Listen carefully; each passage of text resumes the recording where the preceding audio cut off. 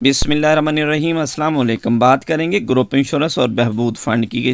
اسلام آباد high court کا ایک بڑا شاندار فیصلہ 13 نومبر کو اسلام آباد ہائی کورٹ میں 2 رکنی بینچ جسٹس اورنگزیب اور جسٹس ارباب محمد طاہر نے اس کیس کی سماعت کی۔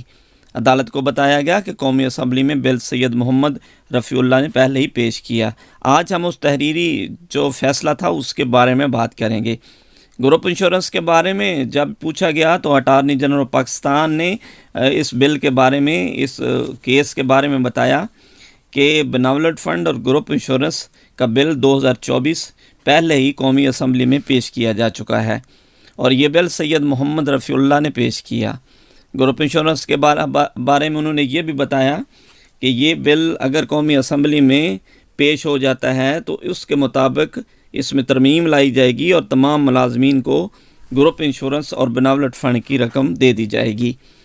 انہوں نے اس پیراگراف میں آپ یہ بل جو آج کا ڈیسیژن تھا سپریم کورٹ اسلام آباد ہائی کورٹ کا، وہ آپ دیکھ سکتے ہیں اسکرین پر بھی۔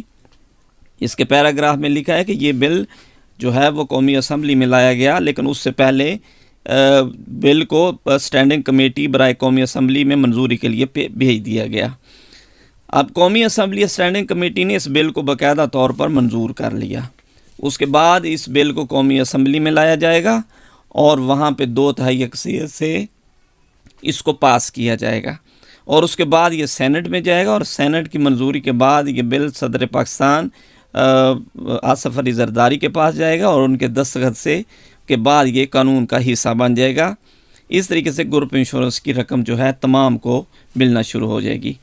اب اس سے یہ ظاہر ہوتا ہے کہ یہ اٹارنی جنرل پاکستان نے باقاعدہ طور پر تحریری طور پر یہ اسلام آباد ہائی کورٹ میں یہ ساری چیزیں بتائیں۔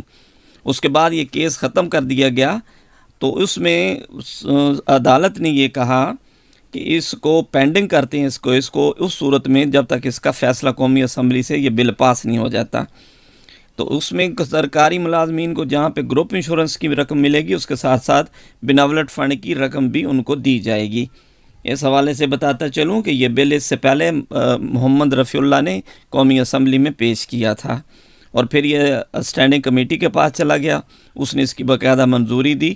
اب انہوں نے یہ بتایا عدالت میں اٹارنی جنرل پاکستان نے کہ یہ آئندہ چند ہفتوں یا مہینے کے اندر اس کا ایک قانون بن جائے گا اور اس سے پھر تمام سرکاری ملازمین کو گروپ انشورنس کی رقم ملے گی۔ اس میں کسی کو ریٹنگ کرنے کی ضرورت نہیں پڑے گی بلکہ یہ قانون بن جائے گا۔ اس حوالے سے انہوں نے یہ بھی بتایا کہ یہ قومی اسمبلی میں 2/3 اکثریت سے پاس ہوگا۔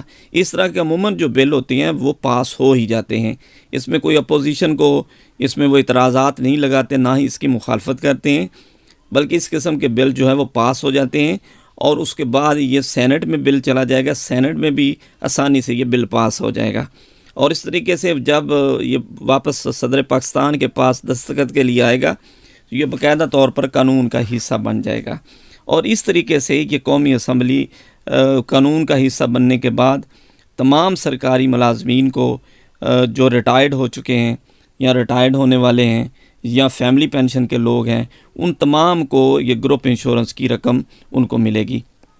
بہت سے لوگوں کا سوال تھا کہ جن لوگوں نے رٹ کیا ہے، کیونکہ یہ عبداللہ کے نام کی یہ رٹ تھی یا اس کے ساتھ کچھ اور ساتھی اس کے شامل تھے، کیا ان کو اس کا فائدہ ہوگا؟